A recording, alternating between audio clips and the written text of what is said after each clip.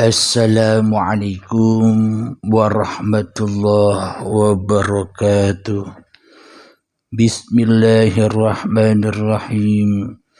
Ashhadu an la ilaha illallah wa ashhadu anna Muhammadar Rasulullah. Allahumma salli ala sayyidina Muhammad wa ala ali sayyidina Muhammad. Rabbi shrah li sadri wa yassir li amri wahlul 'uqdatam min lisani yafqahu qawli. Amin. Bismillahirrahmanirrahim.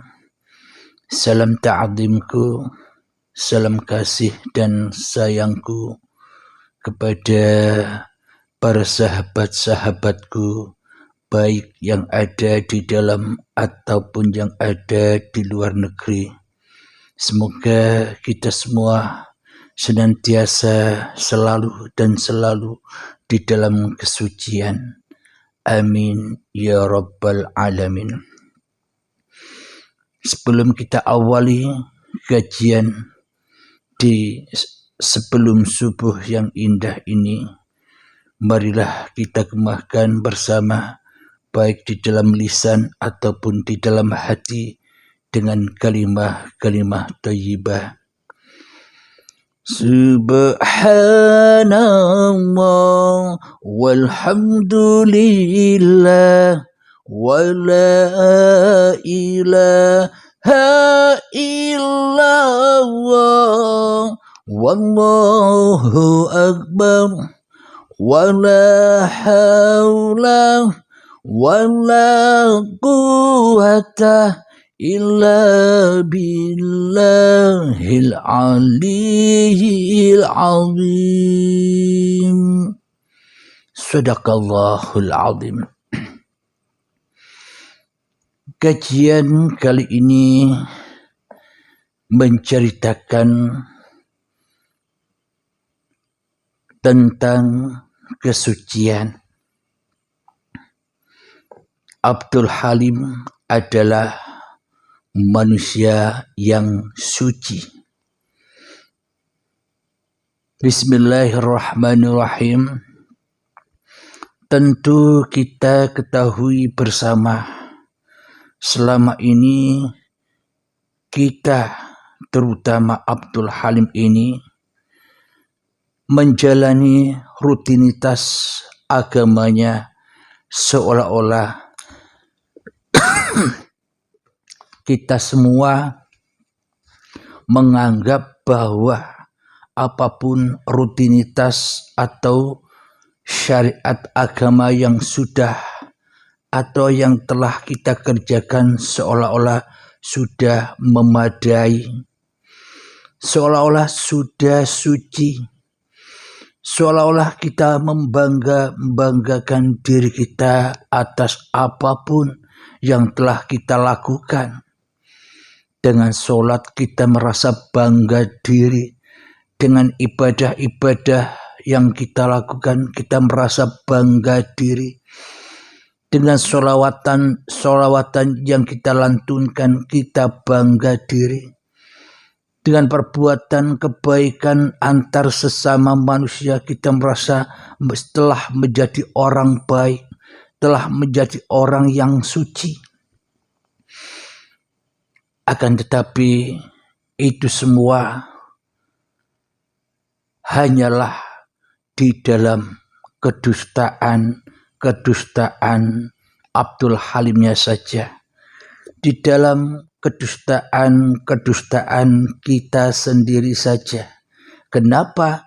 Karena di dalam hati kita hanyalah memahasbesarkan, kita hanyalah memahasucikan, kita hanyalah memahaadakan, kita hanyalah memahaesakan, kita hanya memahahadirkan diri kita sendiri di dalam hati kita, daripada menghadirkan, daripada mensucikan, daripada membesarkan, daripada mendaya upayakan hanya Tuhan yang maha suci, yang menggerakkan seluruh aktivitas-aktivitas di dalam kehidupan ini.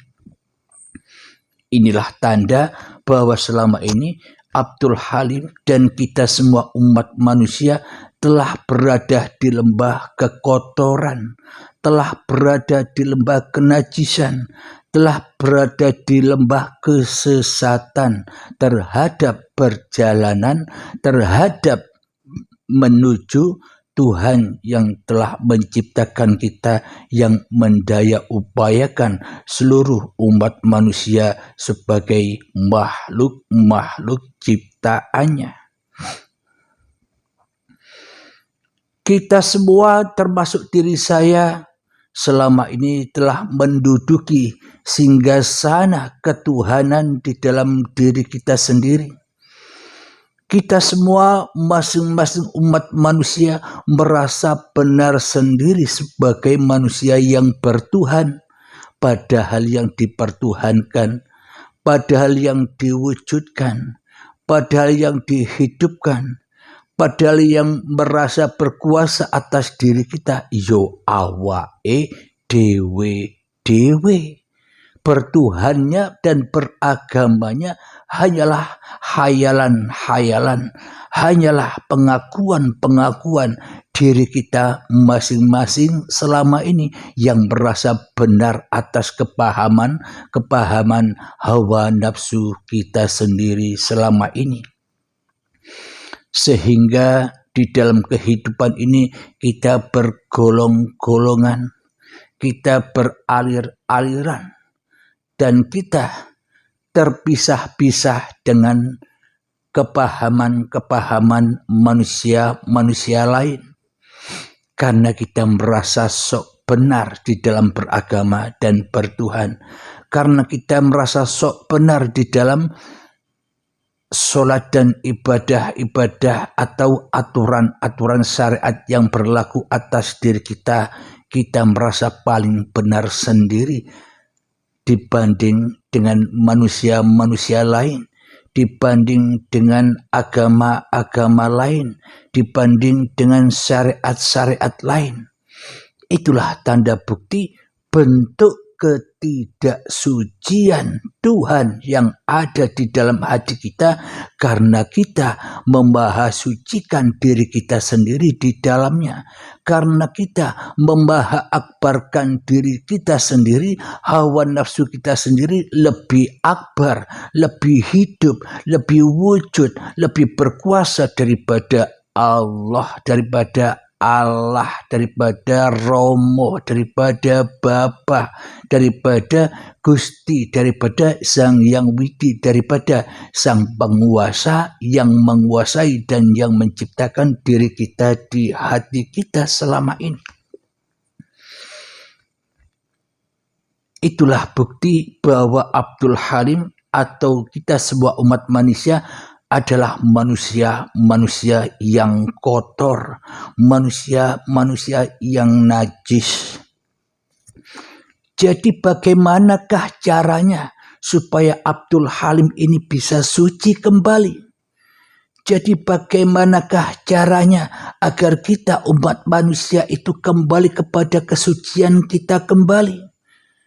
Yakni kembali kepada kesucian ketika kita masih tak ada, kembali kepada kesucian ketika kita masih gaib, kembali kepada kesucian ketika kita saat tidak hadir di dunia ini, tidak nyata di dunia ini.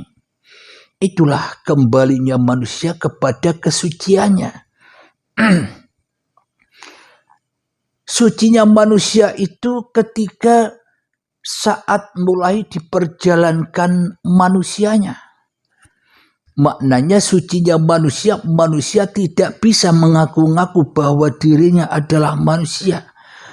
Manusia tidak pernah tahu bahwa dirinya manusianya. Manusia takkan pernah mengerti bahwa dirinya adalah manusia. Itulah kesucian. Kesucian siapa? Kesucian Tuhannya saja yang maha suci, yang menciptakan, yang memerankan, yang memperjalankan hamba-hambanya di waktu malam ketika manusianya belum tahu apa-apa. Itulah lambang, itulah kiasan malam yang ada di dalam Al-Quran itu. Bukan malam dohir ini. Malam dohir ini adalah kiasan. Dicontohkan, dimisalkan secara logika, malam hari tempatnya orang suci. Malam hari tempatnya orang tidur. Malam hari tempatnya orang beristirahat. Itulah yang dimaksud malam.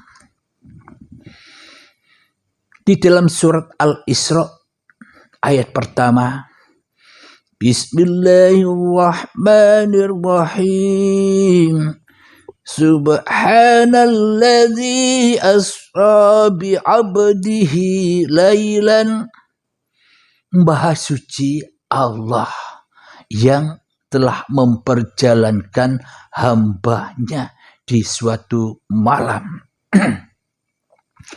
Jadi di sini bukan Kanjeng Nabi Muhammad saja sebagai hamba Tuhan. Bila Kanjeng Nabi Muhammad saja sebagai hamba Tuhan, lah kita ini hamba siapa? Lah kita ini seluruh umat manusia ini buatan siapa? Lah kita semua ini, kita semua manusia ini lah makhluknya siapa? Jadi Kanjeng Nabi Muhammad itu manusia contoh seluruh umat manusia. Maknanya seluruh manusia itulah adalah nur Muhammad yang selama ini terpendam, terkubur di dalam setiap diri manusianya. Karena manusianya najis semua, termasuk Abdul Halim ini. Karena mengakui di dalam hatinya Abdul Halim hanya mengakui Abdul Halim, hanya lebih mengakui Abdul Halimnya di dalam hatinya daripada Tuhannya di dalam hatinya. Itulah manusia-manusia yang najis, dan kita jauh dari contohnya. Kita jauh terpisah dari apa yang dicontohkan oleh baginda Rasulullah SAW. Jauh mencontoh dari para nabi dan para rasul. Kita hanyalah mencontoh langkah-langkah setan yang tak mau sujud kepada Adam. Langkah-langkah setan yang tak mau bila kita dikatakan tidak ada, yang wujud hanya Allah. Tidak mau Abdul Halim ini kalah dengan Tuhannya. Tidak mau Abdul Halim ini lebih suci, kalah suci dari Tuhannya. Tidak mau Abdul Halim ini kalah besar dengan Tuhannya. Tidak mau Abdul Halim ini kalah kuasa dengan Tuhannya di dalam hatinya. Abdul Halim tak mau kalah dengan Tuhannya. Inilah manusia yang kotor itu. Jadi untuk mensucikan Abdul Halimnya, mensucikan diri kita semua umat manusia, ya kita wajib tahu dari mana kita berasal, dari mana kita berada. Jadi dicontohkan Kanjeng Nabi Muhammad itu supaya kita tahu sejarah perjalanan cikal bakal adanya diri kita ini, yakni bersumber dari uripe Allah. Itulah tempatnya kesucian, itulah sebaik-baiknya kembali. Mari kita lanjutkan. Subhanalladzi asra bi'abdihi laylan. Maha suci Allah yang telah memperjalankan hamba-hambanya di suatu malam ketika Muhammadnya belum tahu dirinya adalah Muhammad, ketika Abdul Halimnya belum tahu bahwa dirinya Abdul Halimnya, ketika Anda semua wahai umat manusia belum tahu bahwa diri Anda adalah manusia. Itulah malam yang suci. Bagi siapa? Sucinya hanya bagi Allah. Sucinya hanya bagi Allah. Sucinya hanya bagi Tuhan. Sucinya hanya bagi Bapa. Sucinya hanya bagi Gusti Sang Yang Widi dan sebagainya, apapun nama-nama Tuhan yang Anda pertuhankan di dalam hati Anda. Kelanjutan ayatnya, minal masjidil harami ilal masjidil aqsa alladzi barakna. Dari Masjidil Haram hingga ke Masjidil Aqsa yang diberkahi, yakni dari tanah. Masjidil Haram itu tanah. Masjidil Haram yang di luar sana, di Mekah sana, itulah lambang-lambang tanah, bukan lambang-lambang masjid. Masjid itu tanah tempat kita bersujud, maka di tanah itulah kita kembali bersujud ke asal usul kita. Dari tanah sampai Masjidil Aqsa. Jadi dari Masjidil Haram hingga Masjidil Aqsa, dari tanah sampai menjadi bayi yang diberkahi, yang sudah ditunggu-tunggu lama oleh kedua orang tuanya. Hingga ketika terlahir bayi itu, maka sholatlah bayi itu berjamaah dengan orang tuanya. Maknanya sholat itu kumpul dengan kedua orang tuanya, sama-sama bersujud kepada Tuhannya. Tritunggal. Jadi manusianya masih suci, kehidupan manusianya, karena manusianya belum mampu merampas buah khuldi yang dilarang untuk dimakannya. Itulah suatu malam ketika bayi kita malam. Kenapa? Ketika bayi kita tak mampu berkuasa, ketika bayi kita tak mampu mengaku-akui bahwa hidup dan badan ini milik bayinya, milik kita sendiri, kita belum mampu mengakui. Maka dari itu, itulah lambang Adam dan Hawa di surga. Owe, makanan datang. Owe, minuman datang. Owe, dimandikan, dipopoki, dibersihkan, dicawi, dan sebagainya. Itulah lambang surga Adam dan Hawa. Jadi cerita surga Adam dan Hawa dulu yang digembar-gemborkan, yang ditafsiri oleh hawa nafsu selama ini, itu sebuah surga-surga hayalan manusianya. Digambarkan lewat video-video, digambarkan lewat gambar-gambar, itu semua kiasan-kiasan saja, bro. Jadi ketika saat bayi itulah surganya Adam dan Hawa, ketemunya Adam dan Hawa, bercintanya Adam dan Hawa, yakni Hawa yang selalu kembali, Hawa yang selalu bersujud kepada keadamannya. Itulah manusia suci.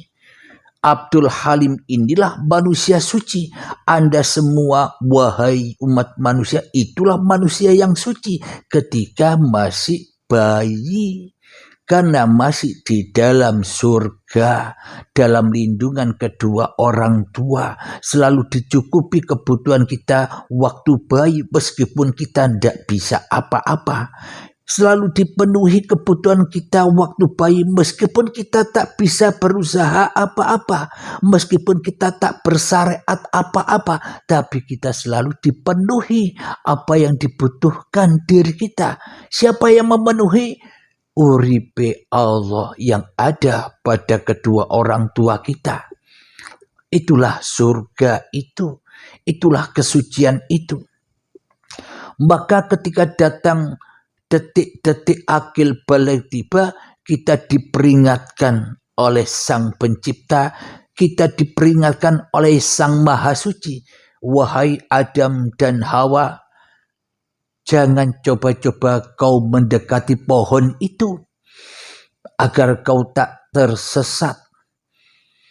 Akhirnya datanglah iblis dan setan menggoda Adam dan Hawa supaya engkau makan pohon yang dilarang itu, sehingga supaya engkau hidup kekal di surga, supaya engkau jadi penguasa di surga, supaya engkau tidak dikeluarkan dari surga. Itulah godaan-godaan iblis dan setan. Sehingga detik-detik akhir balik itu manusia memakan buah huldi, memakan buah larangan-larangan, yakni memakan buah pengakuan-pengakuan bahwa hidup ini sebagai hidupnya, bahwa badan ini sebagai badannya, bahwa seluruh aktivitas badan ini yang selama ini kita akui sebagai aktivitas kita di dalam kehidupan ini diakui semua. Akhirnya manusia tidak bisa terbang lagi ke surga,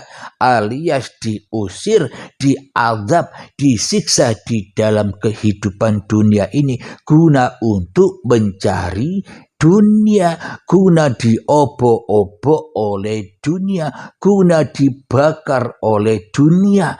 Karena itu kesalahan hawa nafsu kita sendiri, itulah neraka hawiyah itu.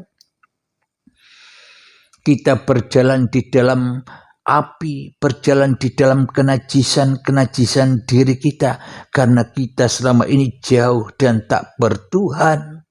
Karena kita tak bisa kembali kepada Tuhan karena keegoisan, karena kewujudan, karena kehidupan diri kita sendiri yang menghalang-halangi kita untuk bertemu Tuhan.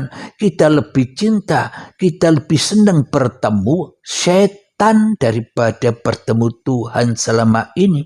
Iya tidak?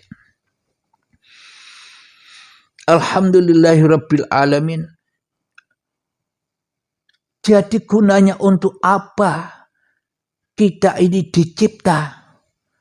Guna kita dicipta hanyalah untuk haulahu linuriyahu min ayatina, supaya kamu paham, supaya kamu bisa menyaksikan ayat-ayatku, supaya kamu bisa menyaksikan bahwa Allah, bahwa Gusti, bahwa Romo, bahwa Bapa itu lebih ada, lebih wujud, lebih nyata, lebih hadir daripada dirimu sendiri di hatimu.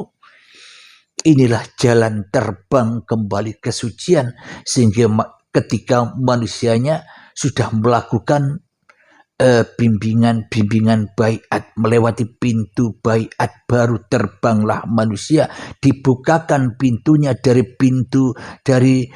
ruang-ruang penjara manusia yang selama ini memenjarakan manusia, yang selama ini mengazab manusia, yang selama ini menyiksa hati manusia. Gunanya untuk bimbingan baiat itu supaya manusia dibukakan pintu agar bebas terbang kepada Allahnya, kepada Gustinya, kepada Allahnya, kepada Bapanya, kepada Romonya, kepada Allahnya di dalam hatinya. Supaya manusia bisa membaca ayat-ayat suci yang selama ini sudah ada di dalam dirinya. Ayat-ayat suci yang selama ini terkubur di dalam hatinya. Kerasulan-kerasulan yang masih terkubur di dalam hatinya. Jadi bimbingan-bimbingan baiat itu mondok di dalam paparan uripe Allah. Mondok ikut bimbingan baiat supaya bertemu dengan kesuciannya kembali. Supaya dibukakan dari penjara-penjara manusianya, agar manusianya tidak berhayal lagi tentang agama, tentang kesucian Tuhannya. Sehingga bagi sahabat-sahabat yang sudah mengikuti bimbingan-bimbingan baiat akan dibimbing terus sampai selesai, sampai lulusnya. Sehingga nantinya akan nyata dengan senyata-nyatanya kesucian Tuhannya daripada dirinya di hatinya. Contoh logikanya apa? Abdul Halim ini manusia suci. Contohnya apa? Bahwa Anda semua umat manusia itu adalah manusia yang suci. Ketika sudah nyata kesucian Tuhan di dalam hati kita, ketika hidup yang ada di dalam dan hidup yang ada di luar, ruang udara yang ada di dalam dan ruang udara yang ada di luar sudah dibukakan pintu ketemunya lewat bimbingan baiat. Dan Anda bebas bertanya apapun ketika Anda sudah mengikuti bimbingan baiat. Jadi dipertemukan lagi yang sudah lama terpisah, dibongkar, dihancurkan tembok-tembok yang membelenggu, tembok baja yang membelenggu hati ini selama ini yang terpisah dari Tuhannya. Dengan bimbingan baiat itulah dibukakan, dihancurkan pintu dari apapun, dari baja apapun dihancurkan supaya hidup yang ada dalam diri manusia dan hidup yang ada di luar diri manusia agar menyatu dan bertemu kembali. Akhirnya terrealisasilah Al-Ikhlas, surat Al-Ikhlas. Kul, katakanlah, huwa, dialah hidup itu, Allahu, yang bernama Allah itu. Jadi Tuhan yang bernama Allah, Tuhan yang bernama Allah, Tuhan yang bernama Bapa, Tuhan yang bernama Romo, Tuhan yang bernama Gusti, Tuhan yang bernama Sang Hyang Widi, dan apapun nama-nama Tuhan yang Anda sebutkan, itu semua adalah hidup yang selama ini terbelenggu, yang diaku-akui, yang dipenjara oleh hawa nafsu kita sendiri. Jadi di dalam mengikuti bimbingan khusus, yakni bimbingan baiat, maka dipertemukan kembali dari pintu pemisah baja ini supaya manusianya bisa terbang bebas menuju Tuhannya. Itulah ketika setelah mengikuti bimbingan baiat itulah terrealisasilah, nyatalah bahwa hanya Tuhan yang layak menjadi gurunya manusia. Itulah yang dimaksud berguru kepada Sang Pencipta, berguru kepada Tuhannya manusia, berguru langsung tanpa hijab, tanpa pelantara antara manusia dengan Tuhannya. Kemudian apa yang didapatkan di dalam kesucian itu? Maka sucilah hidup yang ada di dalam dan yang ada di luar diri. Apa bukti kesuciannya? Aku Abdul Halim bisa duduk karena Tuhanku yang mendudukkan. Tanpa ada kesucian Tuhan, maka Abdul Halim tak bisa gerak untuk duduk. Pergerakan dari berdiri sampai duduk itu gerakan siapa? Pergerakan berdiri ketika mau duduk itu ruang kosong siapa? Bila tak ada ruang suci, bila tak ada ruang kosong, mana ada dari berdiri bisa duduk, mana ada dari duduk bisa berdiri, mana ada dari sini bisa ke depan, dan mana ada dari sini bisa mundur ke belakang, mana ada perjalanan manusia di dalam kehidupan ini bila tanpa kesucian Tuhan. Itulah realisasi atau yang kita dapatkan setelah mengikuti bimbingan baiat, agar kita tidak salah memahami makna-makna dari kajian Uripe Allah ini. Karena kajian Uripe Allah yang sudah terkaji selama 4 tahun ini, semuanya itu hanya kulit saja. Bila kita belajar sendiri, berarti kita belajar memahami hanya kulitnya saja. Pasti salah jalannya. Kenapa? Karena hawa nafsu telah kita jadikan sebagai otak yang memahami apa yang telah dipaparkan. Hawa nafsu diri kita sendiri sudah kita jadikan mursyid, guru petunjuk, guru pembimbing kita memahami paparan atau kajian Uripe Allah ini. Akhirnya ya tambah jauh, akhirnya ya tambah tersesat, memahami dengan hawa nafsunya sendiri. Karena hawa nafsu takkan pernah paham, karena diri kita tak akan pernah paham ketika kita belum ketemu dengan Sang Pencipta diri kita. Hanyalah Tuhan, hanyalah Sang Pencipta diri kita saja yang memahami diri kita. Hanya yang menciptakan diri kita saja yang paling bisa bersyahadat, yang paling bisa bertajali, yang paling bisa wusul, yang paling bisa memperjalankan kita semua, sehingga nantinya yang ada hanyalah enjoy saja. Tidak ada ikatan lagi, sudah tak ada hukum lagi. Kenapa? Karena manusianya sudah suci dari kemanusiaannya. Ini semua sudah dirasakan oleh para sahabat-sahabatku yang sudah mengikuti bimbingan baiat selama ini. Alhamdulillahirabbil alamin. Itulah tanda bukti bahwa seluruh manusia itu adalah manusia yang suci. Kenapa manusia itu suci?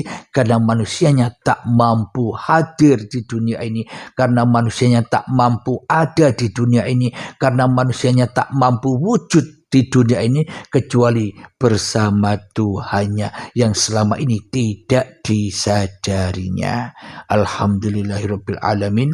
Semoga saya pribadi dan semoga kita semua senantiasa selalu di dalam kesucian Tuhan. Amin ya rabbal alamin. Akhir kalam. Assalamualaikum warahmatullahi wabarakatuh.